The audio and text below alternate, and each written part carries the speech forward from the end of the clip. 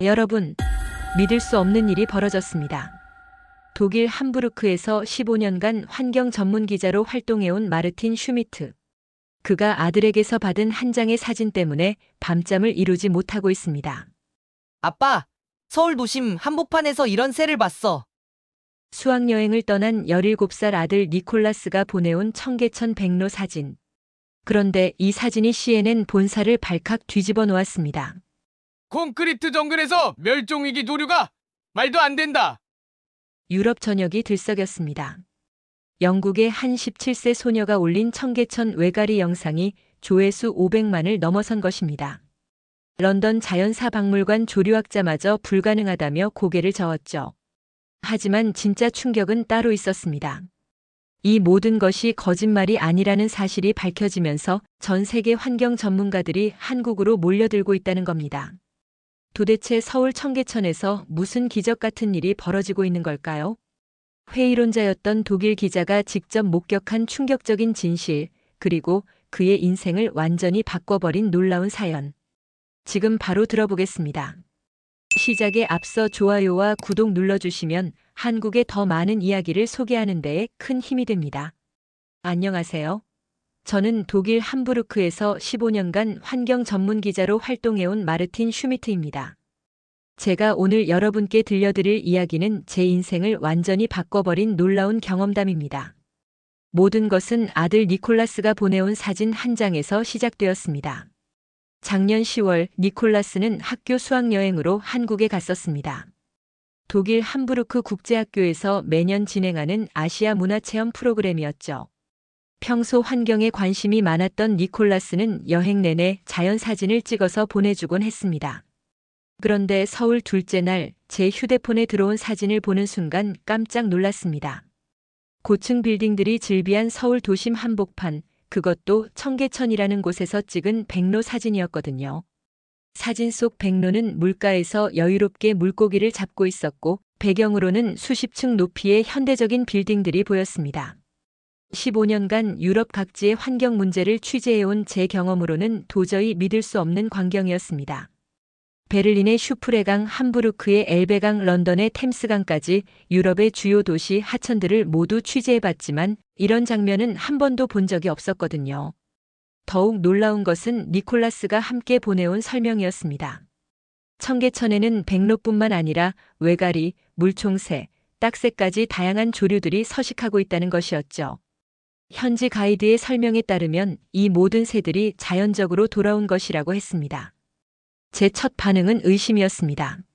아무리 생각해도 말이 안 되었거든요. 인구 1000만 명이 넘는 거대 도시의 한복판에서 야생 조류들이 자연스럽게 살아간다는 게 과연 가능할까요? 그날 밤 저는 청계천에 대해 자세히 조사해 보았습니다. 놀랍게도 청계천은 원래 고가도로 아래 덮여있던 더러운 하수구 같은 곳이었다고 했습니다. 2003년부터 시작된 복원 공사를 통해 지금의 모습으로 탈바꿈한 것이었죠. 하지만 여전히 믿기 어려웠습니다.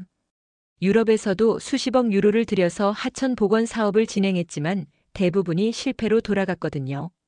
파리의 센강 정화 사업도 20년째 진행 중이지만 아직도 물고기조차 제대로 살지 못하는 상황입니다.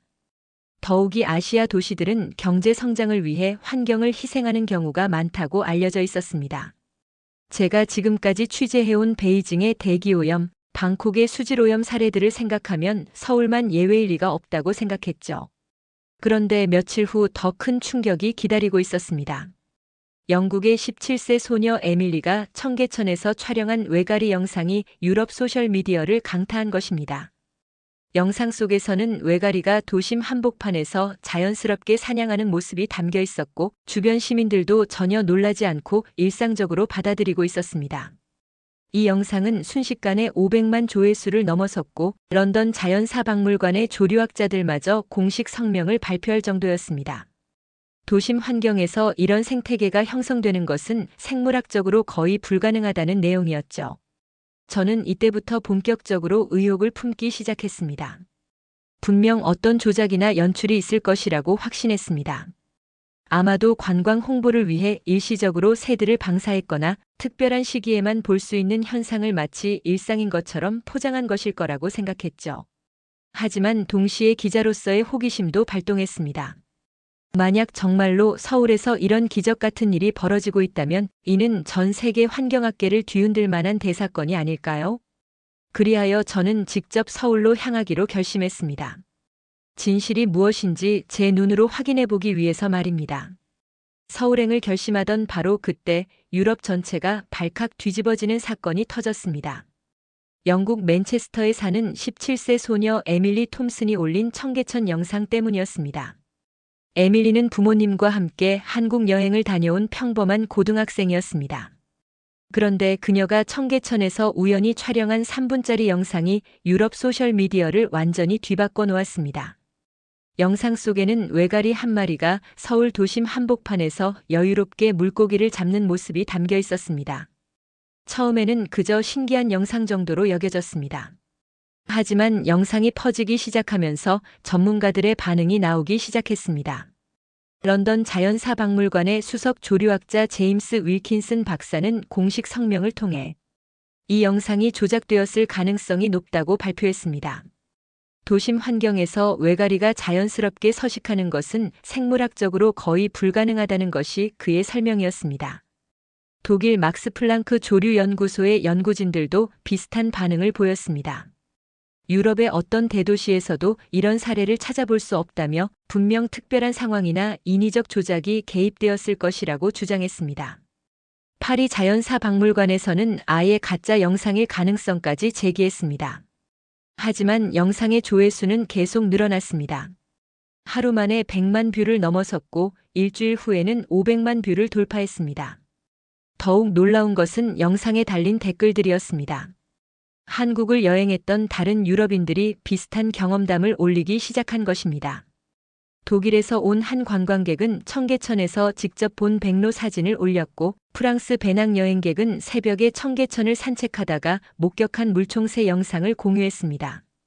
네덜란드의 한 대학생은 청계천 주변에서 만난 한국인들이 이런 새들을 너무나 당연하게 여기고 있었다며 놀라움을 표했습니다. 이런 증언들이 계속 쏟아지자 유럽의 환경 전문가들은 더욱 당황했습니다. 만약 이 모든 것이 사실이라면 지금까지 알려진 도시 생태학 이론을 완전히 뒤엎는 사건이었기 때문입니다. 런던의 템스강 복원 프로젝트에만 30년간 수십억 파운드를 쏟아부었지만 아직도 제대로 된 생태계를 구축하지 못하고 있는 상황에서 서울이 이런 성과를 거뒀다는 것은 믿기 어려웠습니다. 저 역시 이 영상들을 보며 더욱 의심스러워졌습니다. 분명 무언가 숨겨진 진실이 있을 것이라고 확신했습니다. 아마도 한국 정부가 관광 홍보를 위해 대대적인 연출을 벌인 것일 거라고 생각했습니다. 특정 시기에만 새들을 방사하고 외국인 관광객들이 많이 찾는 시간대에 맞춰서 보여주는 것일 수도 있다고 봤습니다. 하지만 제가 더 깊이 조사해 본 결과 이런 추측들도 설득력이 떨어졌습니다. 왜냐하면 이런 목격담들이 1년 내내 그것도 하루 중 어느 시간대에든 보고되고 있었기 때문입니다. 만약 연출이라면 이렇게 일관되게 유지하기는 거의 불가능했을 것입니다. 더욱이 한국을 여행했던 유럽인들의 증언을 종합해보니 청계천뿐만 아니라 서울 곳곳에서 비슷한 현상들이 목격되고 있었습니다. 한강공원에서는 고라니와 너구리까지 발견되고 있다는 보고도 있었습니다. 이 정도 규모라면 단순한 연출로는 설명할 수 없는 수준이었습니다. 유럽 언론들도 이 사안에 관심을 보이기 시작했습니다.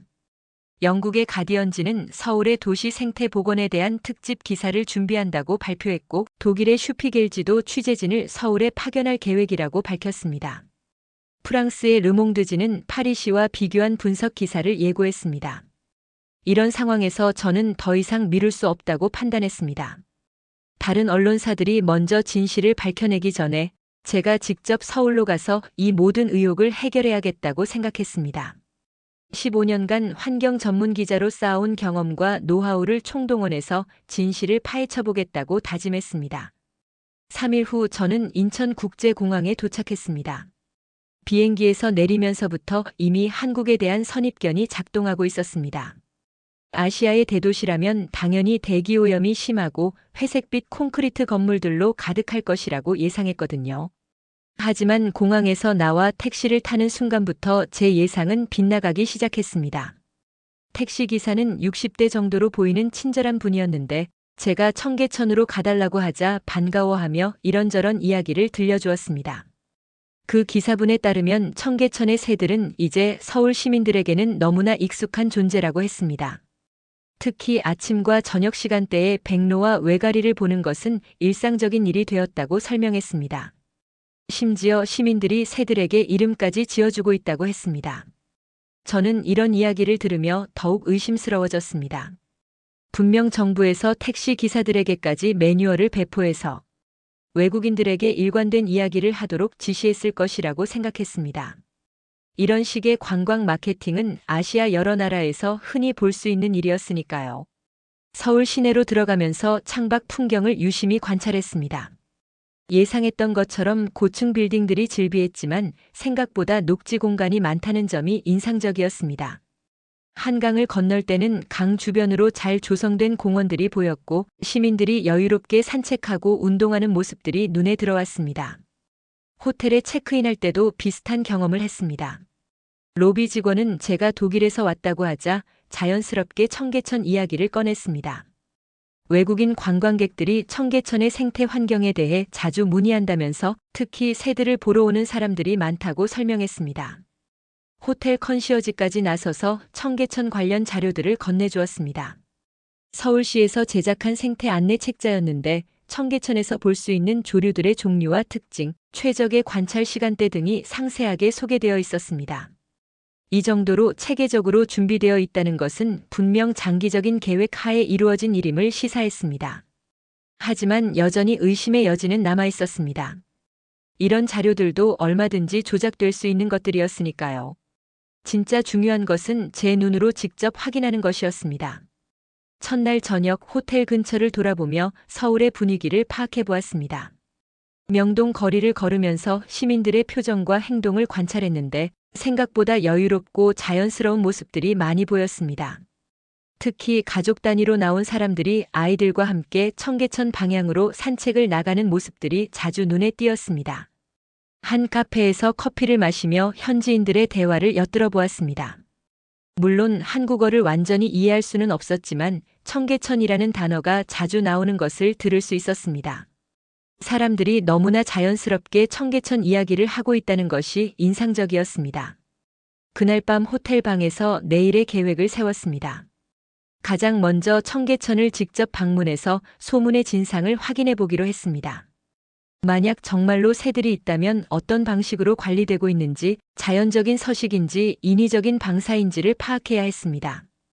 또한 청계천 복원 과정에 참여했던 관계자들과 인터뷰를 진행해서 실제로 어떤 방식으로 이런 성과를 거둘 수 있었는지 알아보고 싶었습니다.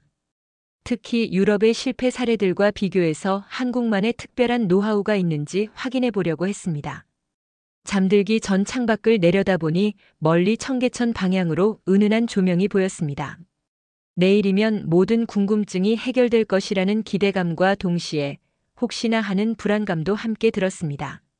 만약 정말로 한국이 유럽이 이루지 못한 일을 해냈다면 그것은 저에게도 환경 전문가로서 큰 충격이 될 것이었습니다.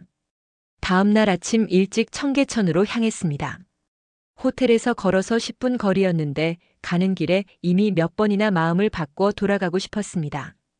혹시 제가 15년간 쌓아온 신념이 완전히 무너질 수도 있다는 두려움 때문이었습니다. 청계천 입구에 도착했을 때 가장 먼저 눈에 들어온 것은 맑은 물이었습니다. 도심 한복판을 흐르는 하천이 이렇게 깨끗할 수 있다는 것 자체가 놀라웠습니다. 유럽의 어떤 도시에서도 이 정도 수질을 유지하는 도심 하천은 본 적이 없었거든요. 하지만 진짜 충격은 그 다음이었습니다. 물가를 따라 천천히 걸어가던 중 갑자기 앞쪽에서 사람들이 웅성거리는 소리가 들렸습니다. 무슨 일인가 하고 다가가 보니 백로 한 마리가 물가에서 여유롭게 물고기를 잡고 있었습니다. 처음에는 믿을 수 없었습니다. 니콜라스가 보내준 사진에서 봤던 바로 그 장면이 제 눈앞에서 펼쳐지고 있었던 것입니다. 백로는 주변의 소음이나 사람들의 시선에 전혀 개의치 않고 자연스럽게 사냥을 계속하고 있었습니다. 더욱 놀라운 것은 시민들의 반응이었습니다. 모든 사람들이 이 광경을 너무나 당연하게 받아들이고 있었습니다. 아이들은 신기해하면서도 새를 놀라게 하지 않으려고 조용히 관찰하고 있었고, 어른들은 스마트폰으로 사진을 찍으면서도 적당한 거리를 유지하고 있었습니다. 1시간 정도 그 자리에서 관찰한 결과 백로뿐만 아니라 외가리와 물총새까지 볼 수 있었습니다. 모든 새들이 완전히 자연스러운 행동 패턴을 보이고 있었습니다. 만약 인위적으로 방사된 새들이라면 이렇게 자연스럽게 행동할 수 없었을 것입니다. 점심시간이 되자 더욱 흥미로운 장면을 목격했습니다. 직장인들이 도시락을 들고 나와서 청계천변에 앉아 점심을 먹고 있었는데 그 옆에서 새들도 함께 먹이 활동을 하고 있었습니다. 사람과 야생동물이 이렇게 자연스럽게 공존하는 모습을 보는 것은 처음이었습니다. 오후에는 청계천 상류 쪽으로 이동해서 더 넓은 지역을 둘러봤습니다. 놀랍게도 어느 구간에서든 다양한 조류들을 관찰할 수 있었습니다.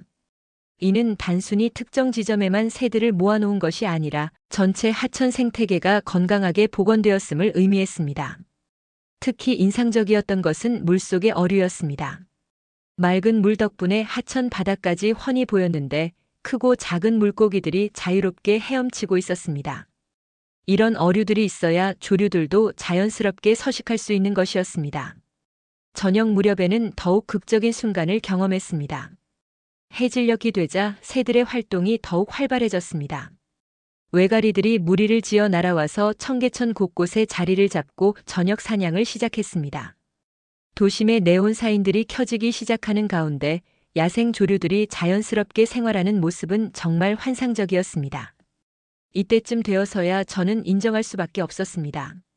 이 모든 것이 진짜라는 사실을 말입니다. 아무리 정교한 연출이라 해도 이런 규모와 자연스러움을 유지하는 것은 불가능했을 것입니다.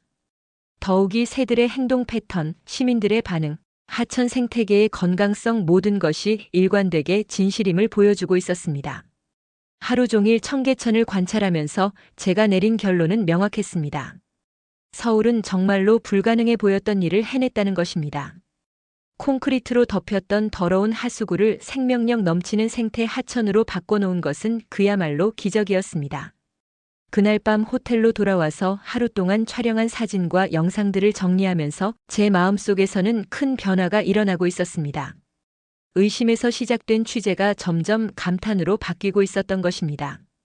청계천에서 직접 목격한 광경에 충격받은 저는 이제 더 깊이 있는 조사가 필요하다고 판단했습니다. 서울시 생태환경연구소에 연락해서 전문가 인터뷰를 요청했고 다행히 박민수 박사가 시간을 내주었습니다. 박민수 박사는 청계천 복원 프로젝트 초기부터 참여한 생태 전문가였습니다.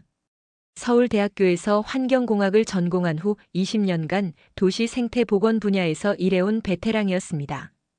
그와의 만남은 제가 한국의 환경 정책에 대해 완전히 새로운 관점을 갖게 되는 계기가 되었습니다. 박 박사와의 첫 만남에서 가장 놀라운 것은 청계천 복원의 철학이었습니다. 단순히 깨끗한 물을 흘려보내고 예쁜 조경을 하는 것이 목표가 아니었다는 것입니다. 진정한 생태계를 복원해서 야생동물들이 자연스럽게 돌아올 수 있는 환경을 만드는 것이 핵심 목표였다고 설명했습니다. 이를 위해 한국의 연구진들이 얼마나 치밀한 계획을 세웠는지 들어보고 깜짝 놀랐습니다. 먼저 한반도 전체의 조류 서식 현황을 면밀히 조사했습니다. 어떤 새들이 원래 서울 지역에 살았는지, 그 새들이 어떤 환경을 선호하는지, 먹이 사슬은 어떻게 구성되어야 하는지 등을 수년간 연구했다고 합니다. 그 다음 단계는 하천 설계였습니다. 단순히 물이 흐르는 수로를 만드는 것이 아니라 다양한 수심과 유속을 가진 복합적인 서식지를 조성했습니다.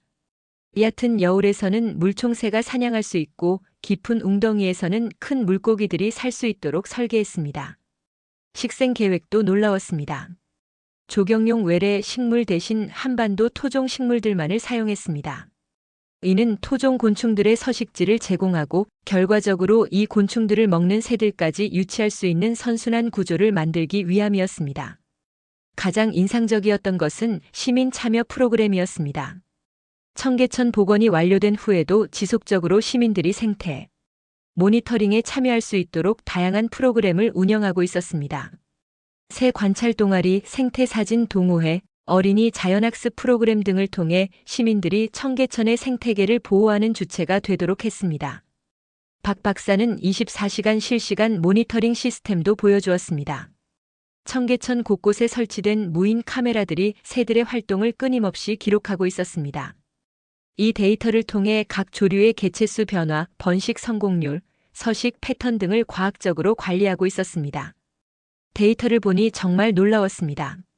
청계천 복원 초기인 2005년에는 3종의 조류만 관찰되었는데 2010년에는 15종, 2015년에는 28종, 그리고 현재는 42종의 조류가 서식하고 있다고 했습니다. 이는 생태계가 해마다 더욱 풍부해지고 있음을 보여주는 명확한 증거였습니다. 특히 놀라운 것은 멸종 위기종들의 복귀였습니다. 한때 서울에서 완전히 사라졌던 물총새와 청딱따구리가 다시 관찰되기 시작했고 심지어 황조롱이까지 가끔 목격된다고 했습니다. 이는 청계천 생태계가 단순한 인공 하천이 아니라 진정한 야생동물의 서식지로 기능하고 있음을 의미했습니다. 박 박사는 한국 전체의 도시 생태 정책에 대해서도 설명해 주었습니다. 청계천의 성공을 바탕으로 서울의 다른 하천들도 비슷한 방식으로 복원하고 있다고 했습니다.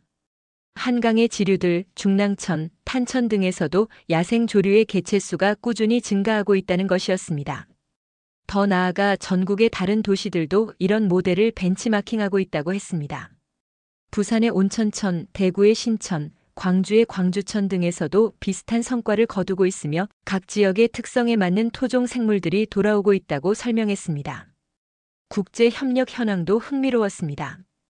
이미 중국, 일본, 싱가포르 등 아시아 여러 나라에서 한국의 기술을 배우러 오고 있으며 최근에는 유럽과 북미에서도 문의가 늘고 있다고 했습니다. 특히 기후변화로 인해 생태계 파괴가 심각해진 지역들에서 한국의 복원 기술에 큰 관심을 보이고 있다고 했습니다. 박 박사와의 대화를 통해 저는 한국의 환경 정책이 단순히 청계천 하나의 성공이 아니라는 것을 깨달았습니다. 이는 도시와 자연이 조화롭게 공존할 수 있다는 새로운 도시 개발 철학의 산물이었습니다.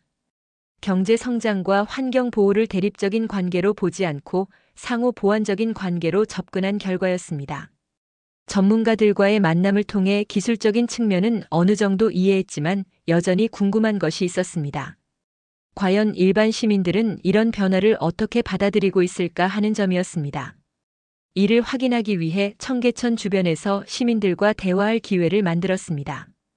가장 먼저 만난 것은 청계천 근처에서 30년간 작은 식당을 운영해온 김순자 할머니였습니다. 70대 중반의 할머니는 청계천 복원 전후의 변화를 모두 경험한 산증인이었습니다. 할머니의 증언은 정말 놀라웠습니다. 복원 이전의 청계천은 정말 끔찍했다고 했습니다. 고가도로 밑은 항상 어둡고 습했으며 냄새도 심했다고 했습니다. 하천이라고 부르기도 민망할 정도로 더러운 하수구 같았다는 것이 할머니의 설명이었습니다. 그때는 새는커녕 파리와 모기만 득실거렸다고 했습니다. 하지만 복원 후의 변화는 상상을 초월했다고 했습니다. 처음 백로를 봤을 때는 눈을 의심했다고 했습니다. 서울 한복판에서 그런 아름다운 새를 볼 수 있을 거라고는 꿈에도 생각하지 못했다는 것이었습니다. 이제는 매일 아침 식당 문을 열기 전에 청계천을 산책하면서 새들을 보는 것이 하루의 시작이 되었다고 했습니다. 할머니는 손님들의 변화에 대해서도 이야기해 주었습니다. 예전에는 청계천 근처라고 하면 사람들이 꺼려했는데 이제는 오히려 청계천을 보러 오는 관광객들 때문에 장사가 더 잘 된다고 했습니다. 특히 외국인 관광객들이 새 사진을 찍고 나서 식당에 들러서 한국 음식을 맛보는 경우가 많아졌다고 했습니다. 다음으로 만난 것은 청계천에서 매일 아침 조깅을 하는 40대 회사원 이민호 씨였습니다. 그는 10년 전부터 이곳에서 운동을 해왔다고 했습니다. 청계천의 변화 과정을 거의 실시간으로 지켜본 셈이었습니다. 이 씨에 따르면 처음에는 물만 깨끗해졌을 뿐 특별할 것이 없었다고 했습니다. 하지만 2년 정도 지나면서부터 작은 물고기들이 보이기 시작했고 그 다음에는 물총새 같은 작은 새들이 나타났다고 했습니다. 백로와 외가리는 가장 나중에 정착했는데 이제는 거의 매일 볼 수 있을 정도로 늘어났다고 했습니다. 가장 인상적이었던 것은 그의 아이들 이야기였습니다. 초등학생인 두 자녀가 이제는 새 이름을 웬만큼 다 안다고 했습니다. 학교에서 배운 것이 아니라 청계천에서 직접 보면서 자연스럽게 익힌 것이라고 했습니다. 아이들이 새들을 보호해야 한다는 의식도 자연스럽게 갖게 되었다고 했습니다. 청계천에서 새 사진을 찍는 동호회 활동을 하는 60대 김철수 씨와도 대화할 수 있었습니다. 그는 퇴직 후 취미로 시작한 사진 촬영이 이제는 인생의 큰 즐거움이 되었다고 했습니다. 특히 청계천의 새들은 도심에서 쉽게 접근할 수 있어서 사진 촬영하기에 최적의 조건이라고 설명했습니다. 김 씨는 자신이 찍은 사진들을 보여주면서 각 새들의 특징과 습성에 대해 자세히 설명해 주었습니다. 어떤 시간대에 어떤 새를 볼 수 있는지, 계절에 따라 어떻게 달라지는지 등을 정말 전문가 수준으로 알고 있었습니다. 이런 시민 전문가들이 청계천 생태계 보호에 큰 역할을 하고 있다는 것을 알 수 있었습니다. 특히 인상적이었던 것은 외국인 관광객들을 자발적으로 안내하는 시민들이 있다는 점이었습니다. 영어나 일본어, 중국어를 할 줄 아는 시민들이 외국인들에게 청계천의 새들에 대해 설명해주고 최적의 관찰 포인트를 알려주는 일이 자연스럽게 이루어지고 있었습니다. 청계천 근처 초등학교 교사인 박영희 씨와의 대화도 의미 있었습니다. 그녀는 청계천이 살아있는 자연학습장 역할을 하고 있다고 설명했습니다. 아이들이 교과서로만 배우던 생태계를 직접 눈으로 보고 체험할 수 있게 되었다는 것이었습니다. 특히 도시에서 자란 아이들이 자연과 동물에 대한 감수성을 기를 수 있는 소중한 공간이 되었다고 했습니다. 많은 아이들이 청계천에서 새를 관찰한 후 환경보호에 관심을 갖게 되었고, 일부는 장래 희망을 생물학자나 환경 전문가로 정하기도 했다고 했습니다. 청계천 주변 상인들의 변화도 흥미로웠습니다. 새 관련 기념품을 파는 가게들이 생겨났고, 새 모양의 빵이나 과자를 만드는 베이커리도 있었습니다. 심지어 청계천 새들을 주제로 한 카페까지 문을 열었다고 했습니다. 이런 시민들과의 대화를 통해 저는 청계천의 성공이 단순히 기술적인 성과가 아니라는 것을 깨달았습니다. 시민들의 의식 변화와 자발적인 참여가 있었기 때문에 가능한 일이었습니다. 새들을 보호하고 생태계를 지키려는 시민들의 노력이 없었다면 아무리 좋은 시설을 만들어도 지속될 수 없었을 것입니다. 며칠간의 조사를 통해 청계천의 기적이 진실임을 확신하게 되었지만 여전히 마음 한구석에는 의문이 남아 있었습니다. 과연 이런 현상이 지속 가능할 것인가 하는 점이었습니다. 혹시 일시적인 현상이거나 인위적인 관리 없이는 유지될 수 없는 것은 아닐까 하는 우려였습니다. 이런 의문을 해결하기 위해 저는 새벽 시간에 청계천을 방문해 보기로 했습니다. 관광객도 없고 관리 요원도 없는 시간에 과연 새들이 어떤 모습을 보일지 확인해 보고 싶었던 것입니다. 새벽 5시, 아직 해가 뜨기 전인 어둠 속에서 청계천에 도착했습니다. 거리는 조용했고 사람들의 모습은 거의 보이지 않았습니다. 하지만 청계천은 전혀 조용하지 않았습니다. 물소리와 함께 새들의 지저귀이 들려왔습니다. 해가 뜨기 시작하면서 정말 놀라운 광경이 펼쳐졌습니다. 마치 약속이나 한 듯이 여러 종류의 새들이 하나둘씩 나타나기 시작했습니다. 백로들이 가장 먼저 나타났고 이어서 외가리, 물총새, 딱새 순으로 모습을 드러냈습니다. 가장 감동적이었던 것은 새들의 자연스러운 행동이었습니다. 아무도 보는 사람이 없는 상황에서도 그들은 완전히 자연스럽게 사냥하고 휴식하고 있었습니다. 이는 그들이 정말로 이곳을 자신들의 터전으로 여기고 있다는 명확한 증거였습니다. 특히 인상적이었던 것은 백로 가족의 모습이었습니다. 어미 백로와 새끼 2마리가 함께 물가에서 사냥 연습을 하고 있었습니다. 어미가 사냥 기술을 가르치고 새끼들이 따라하는 모습은 정말 자연 다큐멘터리에서나 볼 수 있는 장면이었습니다. 그런데 더욱 놀라운 일이 벌어졌습니다. 새벽 조깅을 나온 시민 한 분이 지나가는데 그분이 가방에서 카메라를 꺼내 새들을 조심스럽게 촬영하기 시작했습니다. 흥미로운 것은 새들이 전혀 놀라지 않는다는 점이었습니다. 이미 사람과 새들 사이에 일종의 신뢰 관계가 형성되어 있는 것 같았습니다. 그 시민과 잠깐 대화를 나눌 기회가 있었는데 그분은 매일 아침 이 시간에 청계천을 찾는다고 했습니다. 새들의 일상을 관찰하고 기록하는 것이 취미가 되었다고 했습니다. 그분의 설명에 따르면 새들도 요일과 날씨에 따라 다른 패턴을 보인다고 했습니다. 해가 완전히 뜬 후에는 더욱 활기찬 모습을 볼 수 있었습니다. 출근길 시민들이 하나둘씩 지나가기 시작했는데 모든 사람들이 새들을 자연스럽게 받아들이고 있었습니다. 아이들은 신기해하면서도 새들을 놀라게 하지 않으려고 조용히 지나갔고 어른들은 잠깐 멈춰서서 새들을 바라보며 미소를 짓고 있었습니다. 이 순간 저는 깨달았습니다. 청계천의 기적은 단순히 새들이 돌아온 것만이 아니라는 것을 말입니다. 사람들의 마음과 의식이 바뀐 것이 진짜 기적이었습니다. 자연과 동물을 사랑하고 보호하려는 마음이 시민들 사이에 자연스럽게 퍼져 있었던 것입니다. 오전 8시쯤 되자 평일 출근길의 분주함이 시작되었지만 그래도 새들은 계속해서 자신들의 일상을 이어갔습니다. 사람들의 발소리와 자동차 소음에도 불구하고 새들은 전혀 스트레스 받는 기색 없이 물고기를 잡고 깃털을 다듬고 있었습니다.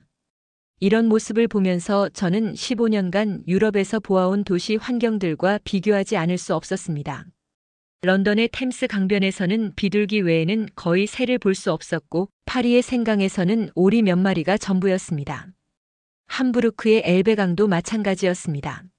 하지만 여기 서울 한복판에서는 정말 다양한 야생 조류들이 사람들과 함께 살아가고 있었습니다. 이는 단순히 기술적인 차이만으로 설명할 수 없는 현상이었습니다. 분명 다른 철학과 접근 방식이 있었을 것입니다. 그날 오후 저는 다시 박민수 박사를 찾아갔습니다. 새벽에 본 광경에 대해 이야기하며 한국만의 특별한 접근법이 무엇인지 물어보았습니다. 박사의 답변은 의외로 간단했습니다. 한국의 도시 생태 복원은 자연을 정복하려는 서구식 접근이 아니라 자연과 조화하려는 동양적 사고에서 출발했다는 것이었습니다. 새들을 위한 공간을 만드는 것이 아니라 새들이 원래 살던 환경을 되찾아주는 것이 목표였다고 했습니다. 이런 깨달음을 얻은 후 서울에서의 마지막 하루를 보냈습니다. 더 이상 의심하는 기자가 아니라 감사하는 마음으로 청계천을 마지막으로 둘러보았습니다. 백로들이 여전히 평화롭게 물고기를 잡고 있었고 시민들은 자연스럽게 새들과 함께 일상을 보내고 있었습니다. 공항으로 향하는 택시 안에서 기사분이 마지막 인사를 건넸습니다. 한국이 어떠셨냐고 물으시기에 저는 솔직하게 대답했습니다. 제 인생을 바꿔준 나라라고 말입니다. 기사분은 흐뭇하게 웃으시며 또 오시라고 하셨습니다. 인천공항에서 독일행 비행기에 오르면서 저는 다짐했습니다. 한국에서 본 기적을 유럽에 정확히 전달하겠다고 말입니다. 15년간 실패 사례들만 보고해온 제가 이제는 희망의 메신저가 되어야겠다고 생각했습니다. 독일에 도착한 저는 곧바로 편집국으로 향했습니다. 동료들은 제가 한국에서 조작 증거를 찾아왔을 거라고 기대하고 있었습니다. 하지만 제가 가져온 것은 정반대였습니다. 한국이 정말로 불가능한 일을 해냈다는 명확한 증거들이었습니다. 편집장은 처음에는 믿지 않았습니다. 15년간 냉철한 비판 기사만 써온 제가 갑자기 찬사 일색의 기사를 쓰겠다고 하니 당황스러워했습니다. 하지만 제가 촬영해온 영상들과 인터뷰 자료들을 보고 나서는 생각이 바뀌었습니다.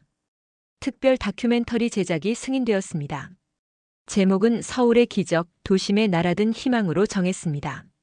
한 달간 편집 작업을 거쳐 완성된 다큐멘터리는 독일 공영방송 황금 시간대에 방영되었습니다. 방송 반응은 예상을 뛰어넘었습니다. 시청률이 평소의 3배를 기록했고 방송 직후부터 시청자들의 문의 전화가 쇄도했습니다. 정말로 서울에서 그런 일이 가능한지, 어떻게 견학을 갈 수 있는지 묻는 사람들이 많았습니다. 가장 놀라운 반응은 전문가들로부터 나왔습니다. 베를린시 환경 담당 공무원이 직접 연락해서 청계천에 대한 자세한 자료를 요청했습니다. 20년째 진행 중인 슈프레강 복원 프로젝트가 별다른 성과를 내지 못하고 있어서 새로운 접근법을 모색하고 있다고 했습니다. 함부르크시에서는 저를 직접 초청해서 강연을 요청했습니다. 엘베강 복원 사업 담당자들과 환경 전문가들 앞에서 청계천 경험을 발표하는 자리였습니다. 강연장은 만석이었고 질의응답 시간이 예정보다 2배나 길어졌습니다. 특히 시민 참여 방식에 대한 관심이 높았습니다. 유럽에서는 대부분 위에서 아래로 내려오는 정책이 많은데 한국처럼 시민들이 자발적으로 참여하는 모델은 신선했다고 평가했습니다. 네덜란드 암스테르담에서는 도시계획 전문가들이 청계천에 큰 관심을 보였습니다.